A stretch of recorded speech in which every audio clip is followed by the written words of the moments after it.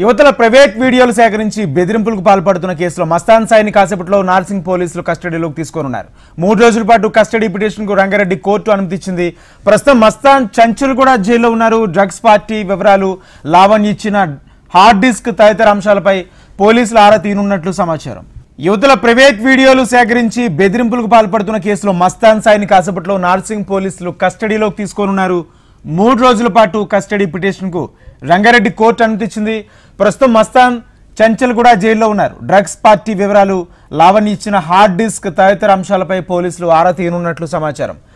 ఇదే అంశానికి సంబంధించి పూర్తి సమాచారం మా ప్రతినిధి అమర్ అందిస్తారు. అమర్, రాష్ట్ర వ్యాప్తంగా సంచలనం రేపింది ఉంటే హీరో రాజ్ తరుణ్ లావణ్య కేసులో ఇప్పటికే మస్తాన్ సాయి బెదిరింపుల వల్లే ఇద్దరం విడిపోయామంటూ ఏదైతే సెక్సువల్ హరాస్మెంట్ కింద ఇప్పటికే నార్సింగ్ పోలీసులను లావణ్య ఆశ్రయించడం, ఆ తర్వాత మస్తాన్ సాయిని పోలీసులు అరెస్ట్ చేయడం, రిమాండ్ కూడా తరలించిన పరిస్థితుల నేపథ్యంలో ఈ రంగారెడ్డి కోర్టులో నార్సింగ్ పోలీసులు కస్టడీ పిటిషన్ దాఖలు చేశారు. దీంతో 3 రోజుల పాటు కస్టడీకి అనుమతి ఇచ్చింది రంగారెడ్డి కోర్టు. దీంతో ఇవాళ మస్తాన్ సాయిని కస్టడీకి తీసుకొని నార్సింగ్ పోలీసులు విచారించనున్నారు. ముఖ్యంగా అంటే మరి కాసేపట్లోనే చంచల్గూడ జైల్లో ప్రస్తుతం ఖైదీగా ఉన్నటువంటి మస్తాన్ సాయిని కస్టడీకి తీసుకొని పోలీసులు విచారించబోనున్నారు.